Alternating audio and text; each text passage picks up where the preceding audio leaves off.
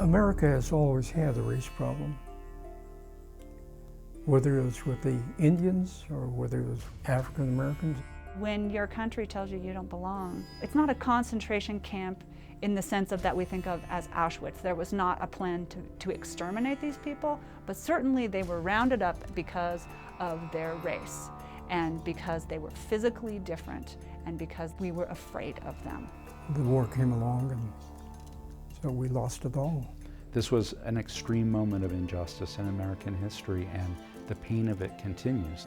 What happened to us was a mass hate crime. Shouldn't have happened. The men and the women who were affected by this carry the betrayal of their country basically turning its back on them. This government took away our innocence. I mean, as a young kid, we learned that freedom and justice for all meant freedom and justice for some. Not all. We were basically second-class citizens.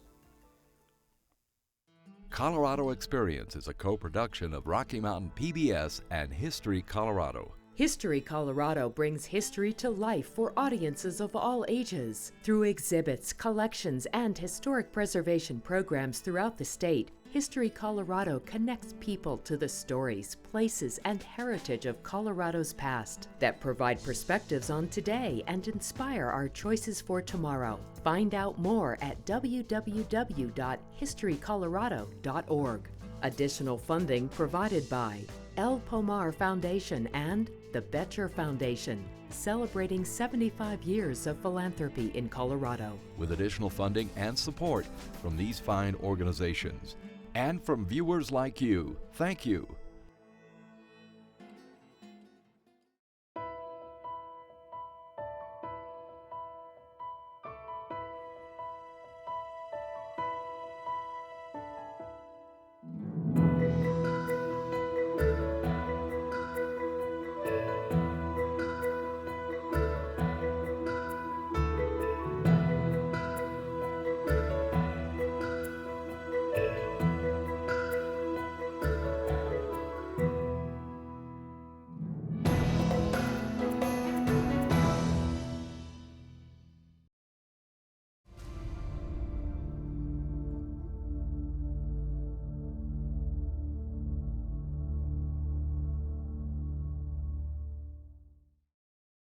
I think my father went to market, 3 times a week. And in California, all your crops, like tomatoes and things, you pick them when there's just a little tinge of white, because that was all being shipped.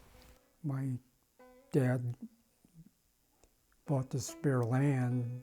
He planted peaches and walnuts. And then while those trees were growing up, he planted vegetables. And so we were small truck farmers. And then just as we were to harvest our first good crop of peaches, the war came along.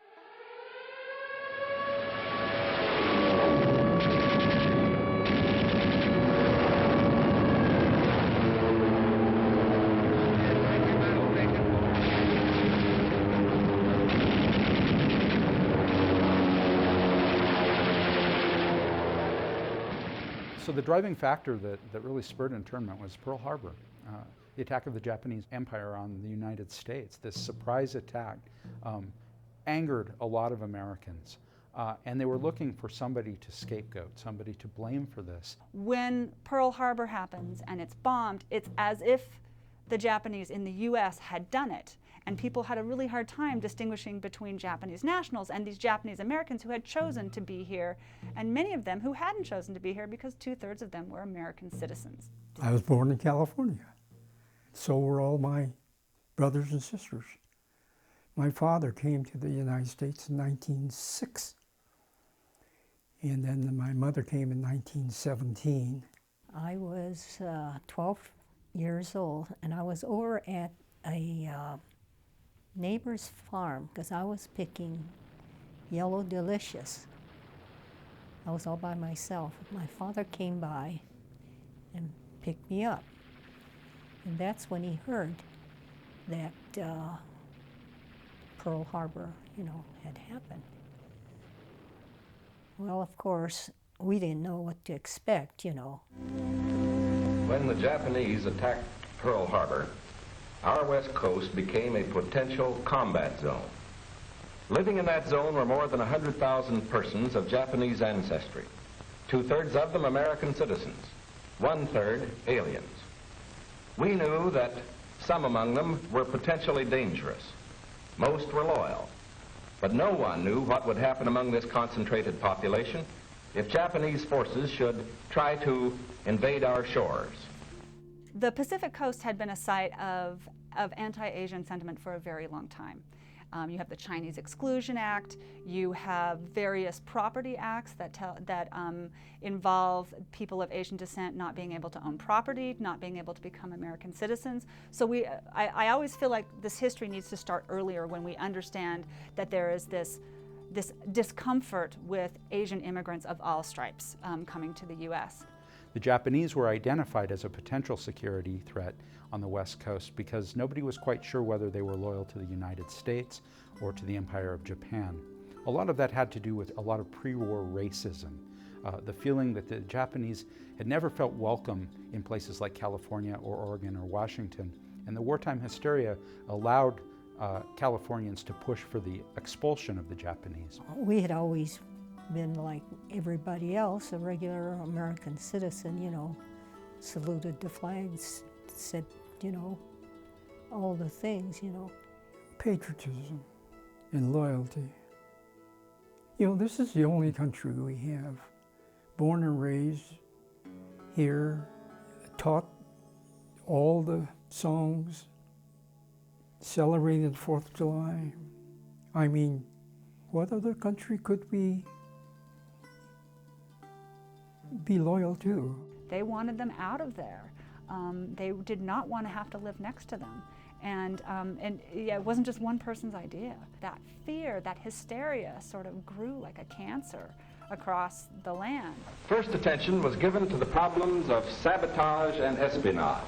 Now, here at San Francisco, for example, convoys were being made up within sight of possible Axis agents. There were more Japanese in Los Angeles than in any other area. In nearby San Pedro, houses and hotels occupied almost exclusively by Japanese were within a stone's throw of a naval air base, shipyards, oil wells. Japanese fishermen had every opportunity to watch the movement of our ships. Japanese farmers were living close to vital aircraft plants. The larger problem, the uncertainty of what would happen among these people in case of a Japanese invasion, still remained. Chief Justice Warren essentially took the position, if they haven't done anything yet, it's because they're waiting for a time when they can do it. They can do espionage, they can do sabotage. They are a force ready to spring into action when they were given the word. And Pearl Harbor focused that anti-Japanese hysteria and led the United States down a pretty dark road. Executive Order 9066 allowed the military leadership to declare a zone, an emergency zone, on the West Coast in the states of California, Oregon, and Washington, in which they could relocate any of the civilian population they deemed as a security threat. It didn't specifically say that all the Japanese had to be rounded up and moved to camps. It was very vague in that sense, and it was literally turned over to the military to implement. But before its final date was set, Japanese Americans were free to move out of the area, West Coast area, all the way from California up through Oregon and Washington, free to move to the interior of the United States. And after that date, they were not permitted to leave. Well, these were the orders that were posted to tell us that we had a week to get rid of all of our property and belongings and report to a station, and we would be put on a train They didn't even tell us where we were going. And the interesting thing about this is that nowhere in the document is the word citizen.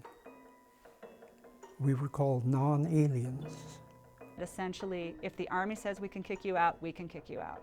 And so they draw a line basically through Washington, Oregon, California, and down into Arizona, and all the Japanese and Japanese Americans who live there are going to have to leave. They gathered in their own churches and schools, and the Japanese themselves cheerfully handled the enormous paperwork involved in the migration. Ralph Carr was the governor of Colorado at the beginning of World War II. And when he found out about the relocation, he said to Japanese Americans living on the West Coast that they could come to Colorado and live here freely, and that they would be welcomed into the Colorado community. The citizens of Colorado, by and large, were opposed to the Japanese coming into the state. Many of the Coloradans had the same fears as Californians about the loyalty of the Japanese. They were afraid that the Japanese would come in and they would spy on Americans, they would sabotage the produce, they would, one person said, bringing the Japs, as they used, the term they used, bringing the Japs here is a knife in the back of good, loyal Coloradans. They create these 10 concentration camps for them to be housed in during the war. You have 2 in Arizona, which are Poston and Gila River. We have the 2 in Arkansas, Rower and Jerome. So we have 2 in California. They are Manzanar and Tule Lake. You've got Amache or Amache, depending on who you talk to, here in Colorado. You've got Minidoka in Idaho. You've got Topaz in Utah. And then we have Heart Mountain in Wyoming. Well, the fact that there was a camp in southeastern Colorado is one of the great ironies and contradictions of the time. So you have Governor Carr issuing his welcome to Japanese Americans to come to Colorado, and at the same time you have a relocation camp. And in fact, you had family members, members of the same family, some of whom were living free outside of the camp in Colorado, and others who were interned in the camp. When we found out we were coming to Colorado, I only knew it was a square state. And we thought that there were Indians, you know, selling blankets, to give you an idea how ignorant we were. I had just turned 12. My birthday was May 15th. So it was time to leave, and I wasn't really prepared. Imagine if you were a teenager from Los Angeles, you were born in the United States, you'd never been to Japan, you spoke English, you were an average, ordinary American. Suddenly you found yourself transplanted out into southeastern Colorado. You were given 1 week to pack up all of your worldly goods. You could bring 2 suitcases, no more. Simple everyday items like cameras and radios were forbidden. I had some rabbits. I just opened the door and let them out loose. Of course, I had to leave my bicycle and some other things behind, baseball mitt. I mean, we had a lot of things we wanted to bring, but we were limited, and that's what we had. Neither the Army nor the War Relocation Authority relished the idea of taking men, women, and children from their homes, their shops, and their farms. So the military and civilian agencies alike determined to do the job as a democracy should, with real consideration for the people involved. Government agencies helped in 100 ways. They helped the evacuees find tenants for their farms.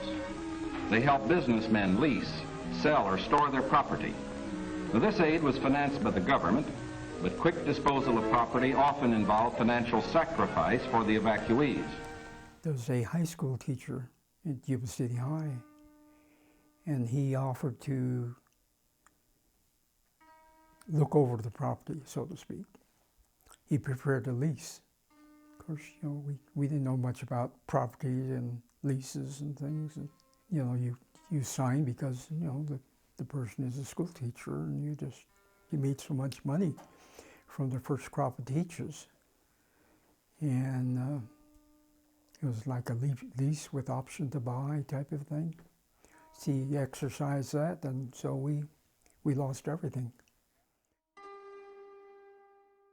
If the Japanese citizens did not report to the internment camps, they could be charged with federal charges. And there were a number of cases where Japanese conscientious objectors stood up and said, I'm not going to the camp, and they were prosecuted in federal court, and many of them served prison time. So the alternative was to go to an actual jail or go to this military barracks behind barbed wire with guard towers, with machine guns. You were not allowed to enter or leave without permission or a pass. At night, searchlights passed back and forth across your barracks. All of your meals were regulated, all of your work was regulated, and you were treated as somebody who was disloyal to your country. You know, we constitute, what, 1/10 of 1% of the population in the United States. We're a very tiny minority group. So I guess that's part of the reason they were able to do what they did.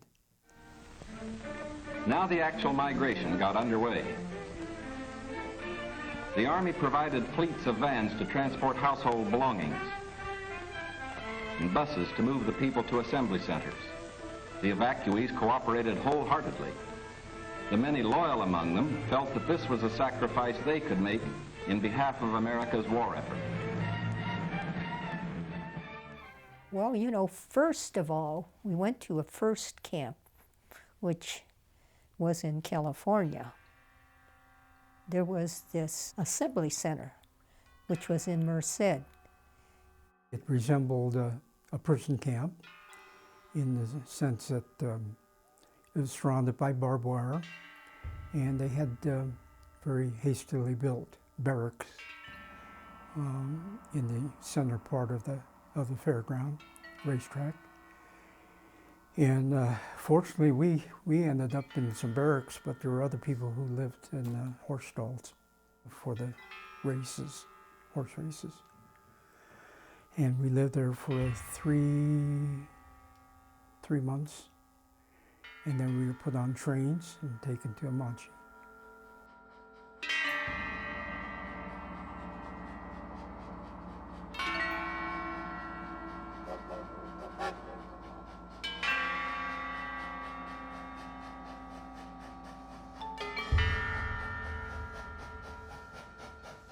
Well, when we took this train trip, we were on a converted coal train. We were on the train for 3.5, days.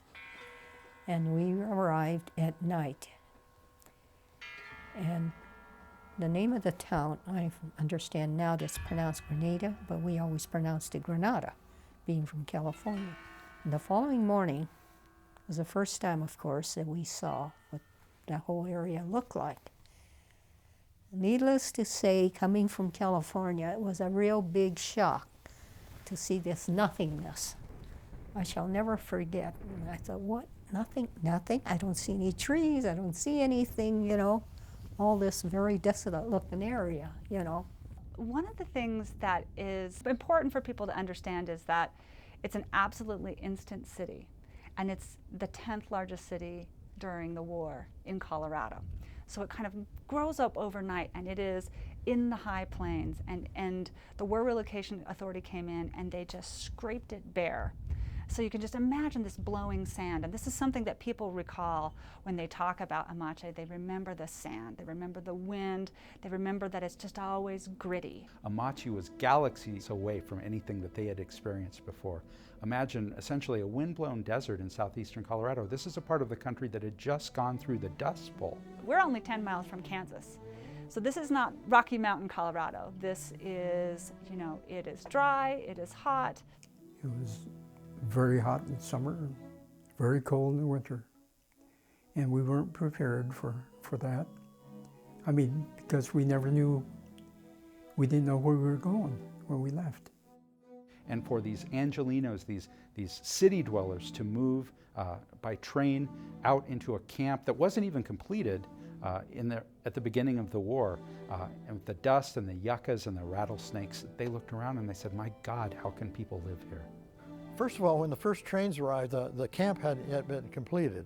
Eventually they had sawmills out there, but early on they started the construction from the town and it was easy to see what was happening. This community consisted of only 400 people. Granada was a small farming town. It was mostly a sugar beet growing town.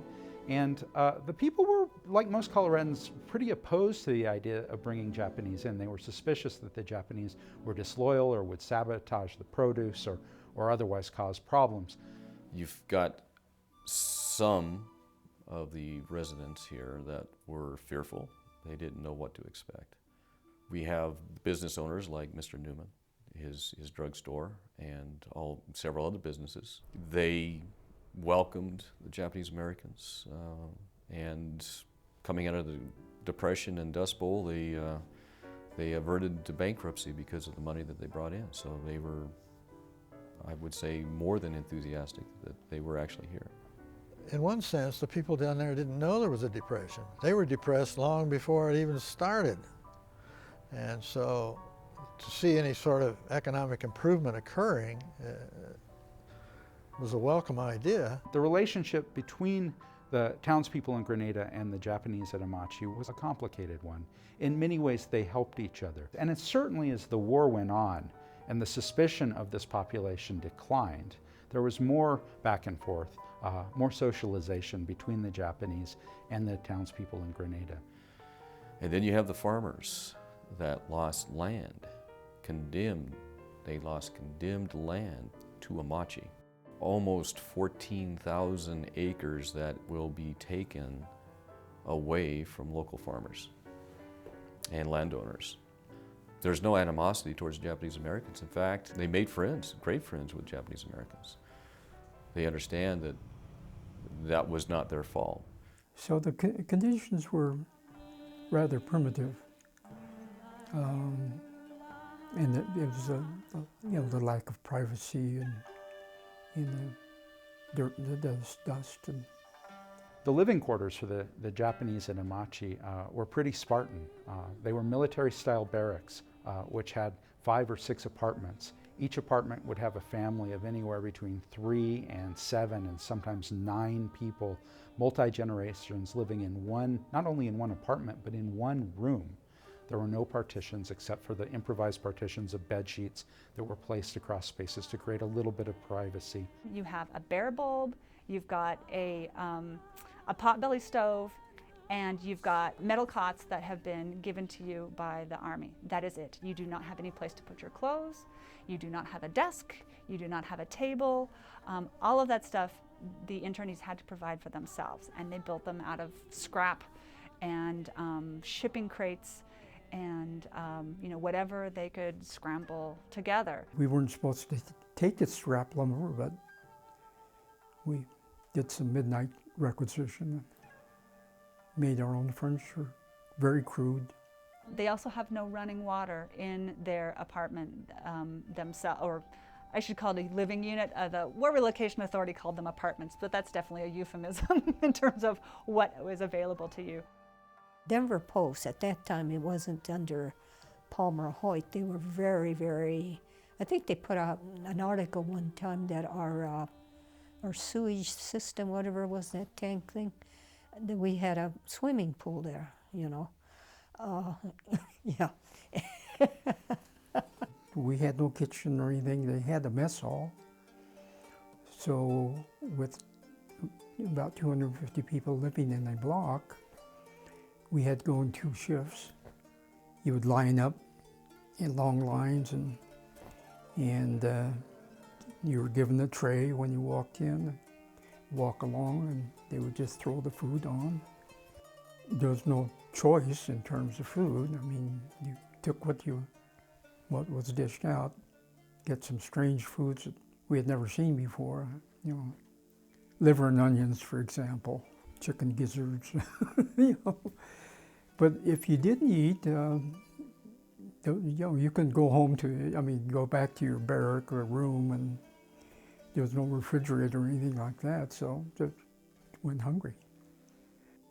And then if you needed to go to the bathroom, they had a communal bathroom. But even there was no privacy. I mean, the toilet facilities were just a bunch of stools with no partitions or anything. They were trying to essentially warehouse these people at the most minimal of costs. They made a rough beginning at self-government, for while the Army would guard the outer limits of each area, community life and security within were largely up to the Japanese themselves. They immediately saw the need for developing civic leaders. At weekly community meetings, citations were given to the block leaders who had worked most diligently. So ironically enough, the United States government felt that it was imperative to teach these loyal American citizens of the value of self-government and democracy. Each block elected representatives that served on essentially a town council. And so the civilian affairs of the camp were governed by the Japanese internees themselves. There was a civilian police force, there was a fire department. It was every town USA, except that there were machine guns trained on you. It's not so bad until you think about being a mother and looking up at that tower and your children are playing and there's a guy there with a sharpshooter rifle. Maybe when you're 5 years old, after a while you don't see that person in that tower anymore, but I bet your mom does. And certainly some internees really talk about how much that was frightening to them, that there was somebody up there, you know, kind of looking at them at all the time. And that loss of freedom, you know, here they are, 2/3 of them are American citizens, and particularly the older of those, they're well aware of what's going on to them. Every morning, we'd pledge our allegiance to the flag, and we, of course, ended up with liberty and justice for all. And, you know, we got so we would almost shout out the words justice, freedom, and justice for all, because we knew we were behind barbed wires. We knew we were under guard. I mean, MPs were always there. One middle schooler named Tom Shikaguni wrote an essay that was critical of conscription for the Japanese Americans. And his teacher asked him to talk about the paper after class, and he said, I don't believe that the government should conscript Japanese Americans until they return us to America. The teacher replied in saying, well, you know, we're keeping you here for your protection. There are people outside of the fence who want to hurt you. And his response was, then why are you pointing the machine guns inside? So many tragic stories of families being separated. There's one grave there of a baby. The baby passed away on Christmas Day. It was 2 years ago we got an email from the younger brother of that baby. Of course, the brother wasn't born yet, but their parents had a strawberry farm outside of Los Angeles. Mother was carrying this baby, and the stress that she was put under, and the train ride that she was put under. Baby was born premature and lived, I think, maybe 3 months. But to this day, the family contributes that death to that stress, that train ride. A number of people died in Amache. It was open for 4 years. There was a hospital on the camp, but the regular course of life continued. There were births, marriages, deaths, all of the things that you would normally have, all of the passages that you would normally have in your life took place in Amache. They just happened to take place behind barbed wire. The residents of the new community set about developing a way of life as nearly normal as possible. They held church services, Protestant, Catholic, and Buddhist. They issued their own newspaper, organized nursery schools, and some made camouflage nets for the United States Army. It's a very meager existence in terms of what they came to. Now, what they were able to do with that, again, is amazing to me, and how immediately they're organizing sewing clubs and artist guilds and photography groups, and they're doing kabuki theater, and they're learning traditional dance, and they make a sumo ring, and they recreate a town and really take that. So the things that were really livable about camp were the things that they made, the things that they did. The only main difference was the fact that you were in camp, you could not leave. But they did have a lot of activities, you know. I know that whatever activity they had, our father always encouraged us to join everything there was, you know. And we joined everything that they had to offer. In Amache, they finally started something called a co-op. It was a place where people could could go and buy items. Actually, there were 3 barracks that were put together and that became the co-op stores, so to speak. It had shoe repair shop and jewelry repair and, you know, a few other things like that. In fact, you could even buy some canned goods, and that's how people sort of supplemented their food from the mess halls. And, you know, some people from Grenada would even come in and buy shoes and things like that because they didn't have a shoe store in Grenada. They begin to transform the environment. And to me, that's one of the most powerful things that I see out there is how radically they took this landscape that they did not choose to live in and make it someplace more beautiful at like every single scale you can imagine. So within their own barracks, they are painting them and they're making their own furniture and they're creating art to put on the walls.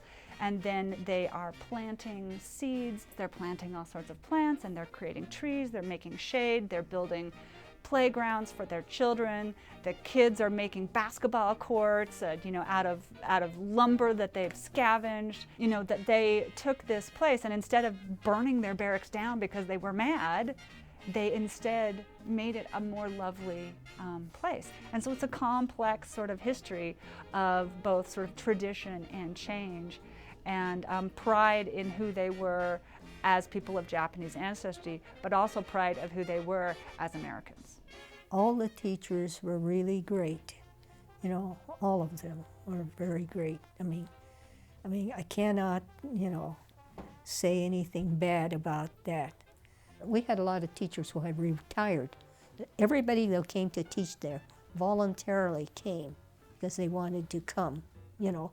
Naturally, we had a good atmosphere because they all had that good attitude. But that didn't mean that they didn't expect us to do our very best. There were some really interesting people in that camp.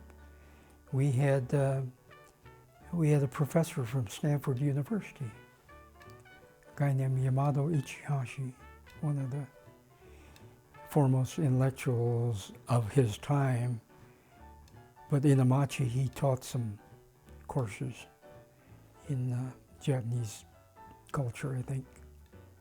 We had, you know, like a Disney cartoonist, we had guys who worked in the aircraft industry in Los Angeles. We had doctors, dentists. They were only paid $19 a month.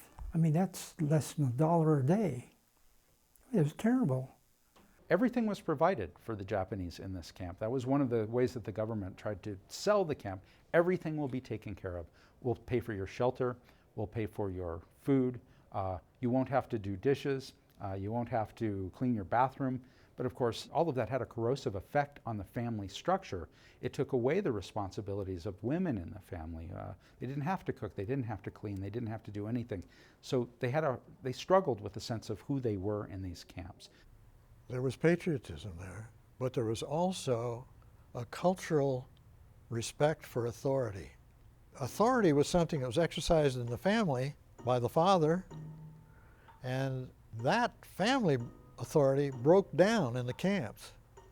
And it broke down because all of a sudden the teenagers were eating over here and the parents were eating over here, and so that cohesiveness within the family broke down.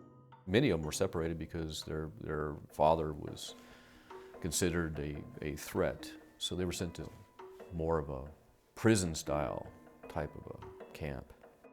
There was this girl, and she was very bitter. I mean, bitter. And so they said to her, "Why are you so bitter?" She said, "You would be bitter too if your father was in another camp." Her father was in a camp in Texas. This one particular woman, she said, "Yeah, my grandfather was sent there." I said, "Well, so I got to ask, why was he deemed a threat?" And she goes, "Well, he fought in the Japanese army during the Russian-Japanese war." And I said, "Really? I mean, he had to be really old." "Yeah, he was 67 years old, he couldn't walk, and he was blind." And I said, And he was deemed a threat because he was in the military for the Japanese. He said yes. Another separation because the father was a Methodist minister and a dentist and was sent to Santa Fe as well. Massive heart attack while there. Daughter was 6 years old in this camp. When they brought him back because they couldn't do anything for him. The day he arrived at Amache was the day he died. She was 6 years old when that happened. How do you know, what do you say to a person like that? How do you make it better? You can't make it better. You just can't do that. They're definitely under surveillance, but this is a time of extreme labor shortage, and these are people who know how to grow things. And so even before they get to the permanent internment camps, even when they're in the assembly centers, which are the sort of temporary places they're first sent to, they're already getting work permits to go out and do farm work because the farms need them. I actually talked to one of the former MPs. He was telling me, he says, we manned the guard towers for a little while, but we didn't need to. And then he said that when they came out of the fields with their vegetables, they kept giving us vegetables, and we didn't want to turn them down. He says, so we kept taking in vegetables. Our guard towers were getting full of rotten vegetables because we couldn't eat them as much. So he said that was the best part of my stay in the military during World War II. Early on, the camp was closely guarded by a detachment of military, Army people, but that was soon relinquished to civilian administrators, and it relaxed a little bit. In fact, when various agricultural seasons were on, many of the men in the camp would simply board trucks and go wherever they were needed. Many went 2 states over sometimes to work in various crops and so forth. They're also getting permits to leave the camp to shop. So they're going into nearby Grenada. So one of the things that makes Amache different than the other 9 camps is that there's a town very nearby. And that town ends up with an interesting symbiotic relationship with the camp. People could leave the camp, as they did, which was to our good fortune, and come into town and buy the things they needed. They could also place orders at Frank's fish and poultry market, and one of my little duties at night was to ride the tailgate of his pickup truck to the camp and make these deliveries to the people who had ordered chicken or fish or both during the day. There were stores in Lamar that would say, we don't serve Japs, and we don't, etc. Barbershop would put up a sign saying, well, we have a Jap hunting license, like that, We would see signs, no Japs, and all that kind of stuff. You just turn a blind wits it. And later on, when we were in camp, other people had told us, don't go to this store, don't go to that store. We said, okay. Well, pretty soon the signs started coming down because now they had no business, right? But we had long memories, Nope, we're not going over there, we're not going over there, we're not going to say anything, but we're not going over there. Our nearest movie theater was in Lamar, 17 miles west, the Pioneer Theater, and every week there was some sort of propaganda film, especially about the war in the Pacific. I remember those rather vividly. We never made the connection between those propaganda films and the people who were residing in this camp. It seemed like a totally different world, totally different people to us. As a result of that, I developed, I think, a healthy and lifelong skepticism about what our government tells us. I have such a reverence for the people in the town and the reverence for the people who live in that camp. I honor them, every day. And I do so because of what they gave me. And I'm sorry they don't know it. And one of the things that's amazing about Amache is that it has the greatest number of all of the 10 internment camps, the highest percentage of people who enlist for the military. Over 10% of the people who passed through that camp went to war. And they went to war for the U.S., even though they themselves were imprisoned. Between 600 and 900 who went, who either were volunteered or drafted or into the military from Amache, and many of them were killed. Bodies were brought back to Amache, and we had services for them behind barbed wires. You know, they were people who, some were killed in Italy, and some were killed in France, and there was one military unit that freed the prisoners in Dachau. There was really important work to be done in languages. Everybody who spoke Japanese was in the camps. They needed those people. My brother was one of the first, among the first group to volunteer, to leave Amache and go to join the Army. They sent him to what they call military intelligence because they wanted people who could speak Japanese.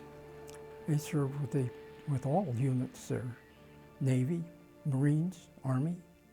And that's a very little known story in our history books. You also have women who shipped off and they were in the whacks and the waves.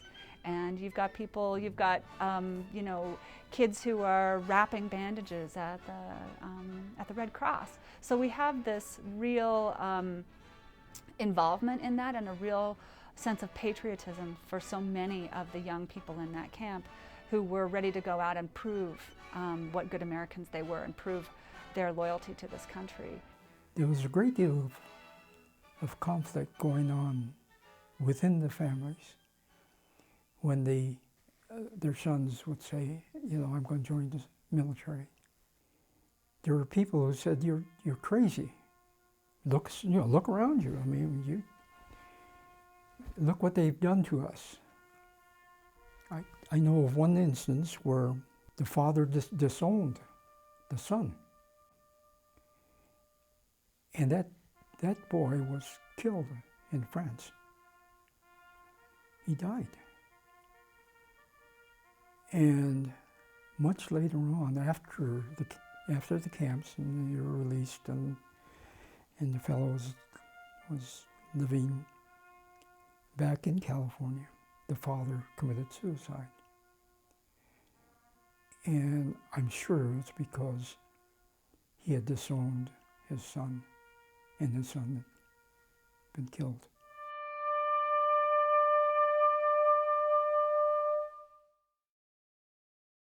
We arrived in Granada approximately like August 1942, and then we left Camp Amache one day after VJ Day because they lifted all of the travel restrictions. I was 12 when I went in. You know, I had just had my birthday. And I was 15 when I left. I left on the 1st of September 1945. Those who remained behind by the end of the war had to leave because the camp closed down in October of 1945. And as early as August 1945, the federal government was saying, hey, you've got to find somewhere else to live. You can't stay here. We're not going to support this camp after the war. And so by the end of October, all of the Japanese had moved away, most back to their homes in California, and the camp was closed down. They closed schools. And they closed the hospital, and they closed all kinds of things. They were closing the mess halls. They had told the people, you know, to leave. And we don't care where you go. It was almost like the war is over, make your way home, or they provided trains for people to go back to California or wherever. They were giving them $25 and a train ticket. If you're from California and you want to go back there, here's $25 and a train ticket.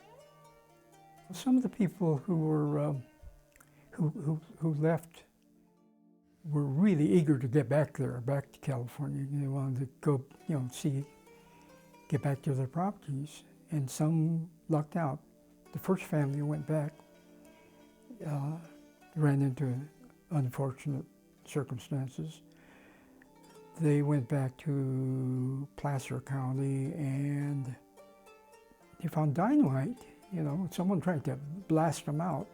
I know of a couple of families who had stored things either in their garage or in someone else's garage, and they lost it because someone came along and burned the garage. There were other people who stored their items in Buddhist churches, for example, like in Los Angeles.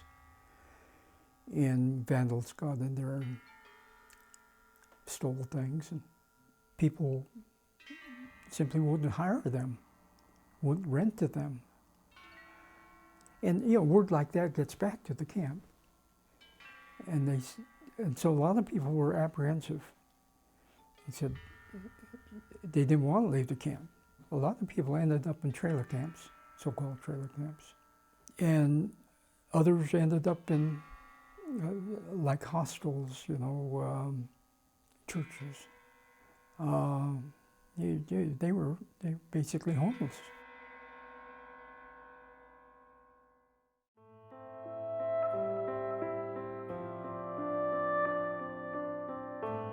Governor Carr's courageous efforts on behalf of the Japanese Americans cost him dearly in terms of his political career. By the end of the war, Governor Carr was no longer governor of Colorado. In 1942, he attempted to run as the Republican candidate for the United States Senate, and he was defeated resoundingly because of his pro-Japanese stance. He lost subsequent elections for the Senate, and he ultimately left politics. The lesson from someone like Ralph Carr is a simple one, and that is that you have to do the right thing. You have to respect other people. You have to be true to your heart, even when everyone around you is telling you that that's not the way to go. And even if you know that that truth may come at a great cost to yourself personally. None of the Japanese or Japanese Americans in Amache were accused of a crime or convicted of a crime. Although they were suspected of disloyalty, there were no legal proceedings which had placed them in the internment camp at Amache. And in fact, there were no charges of disloyalty ever placed against any of the internees in any of the 10 camps. If you're an American citizen, no matter what your ancestry is or what your nationality is, then the American Constitution should be for everybody. It's the way it was meant to be. It is human nature to paint with a very broad brush, to assign characteristics based on very general, for very general reasons like the way that somebody looks or their sexuality. And that's why the Constitution is so important, because it's that document that guarantees all peoples those basic rights that we as Americans enjoy. Ultimately, the Supreme Court determined that the relocation was illegal because it deprived Japanese Americans of their property without appropriate process. And of course, we're aware that the Constitution guarantees due process to all Americans. In the mid-1980s, the United States government apologized for internment and authorized reparations of $20,000 to anyone who was affected by internment. For many Japanese, this is still an open question, though, because it seemed that compared to the suffering and loss, the financial loss, the devastating financial loss, that the reparations were insufficient. So I think the debate still continues. I'm about to sign provides for a restitution payment to each of the 60,000 survivors. Surviving Japanese Americans of the 120,000 who were relocated or detained. Yet no payment can make up for those lost years. So what is most important in this bill has less to do with property than with honor. For here we admit a wrong. Here we reaffirm our commitment as a nation to equal justice under the law. The monies actually didn't come through until the Bush administration. It was what, it was almost 2000. I wish it had gone to my parents. They worked all their lives hard work. We found out a lot about the Japanese Americans and came to admire them enormously for who they were and what they were doing and how they were taking it and so forth. It was a real lesson for me. I'm eternally grateful to those wonderful people for so many things, because these people, these Japanese Americans, had given up so much, and in their doing so moved to a godforsaken piece of real estate and made our lives so much better that they created options for us. I don't think my brother and I would ever have had the means to go to college if it hadn't been for that opportunity. So I am grateful to them. They're in my memory every day. Everything from the camp has been removed completely, because I think everyone wanted it to be like, this never happened, America's the same, no blemish there. The Grenadans really wanted to forget all about Amache. They decided that this was not something to be proud of at the end of the day. And it took a young generation of high school students from Grenada, from today's Grenada, to remind their parents and grandparents that this was really a national story. This story had transcendent importance. And it's those high school students today who are really preserving the memory of this community. I think it's important that we remember this.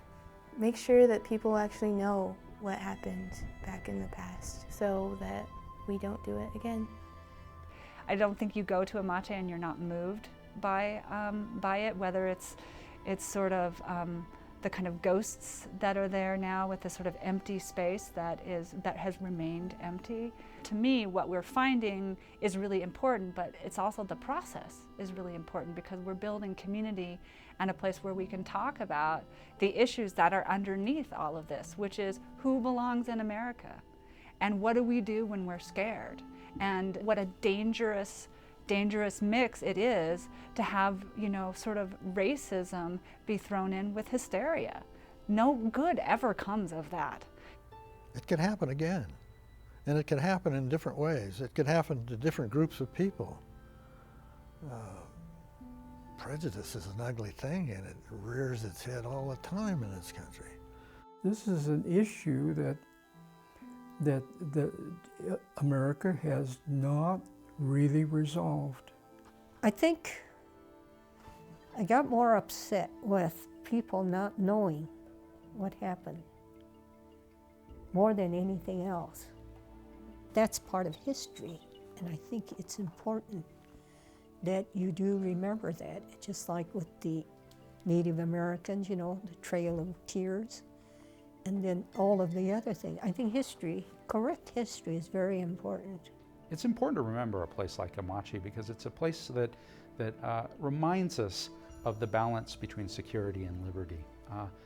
We are, as a nation, stand for liberty, but the liberty of the men and women and children who were placed in this camp was sacrificed in the name of national security. And those are questions which still haunt us today, questions that we still grope for the answers for. Did we learn something from what happened to the Japanese Americans? I would hope so. Will it ever not happen again? I hope not, but can I say that for sure that it would never happen again? I can't say that. I'd like to say that. My husband and I believe that it's what you teach your kids. You know, if you believe in education, you get them and get all the things, they will do okay. If things like that are happening, we need to speak up, speak out, and do something. And you cannot just ignore it, you know, you cannot. They shouldn't feel badly about something that happened 70 years ago, my goodness. But they should remember so it doesn't happen again.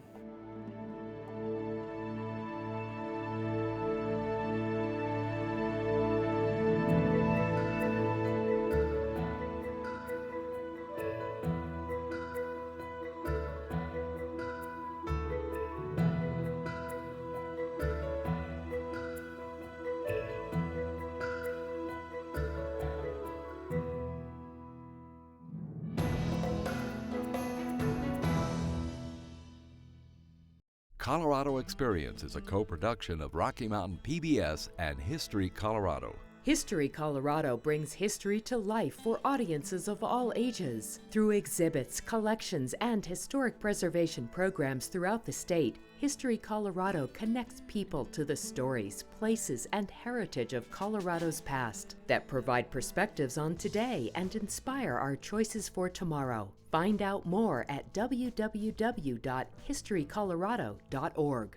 Additional funding provided by El Pomar Foundation and the Betcher Foundation, celebrating 75 years of philanthropy in Colorado. With additional funding and support from these fine organizations. And from viewers like you, thank you. This episode is available on Blu-ray. Visit our website to order. There's more Colorado Experience online at rmpbs.org/Colorado Experience, Facebook and Twitter.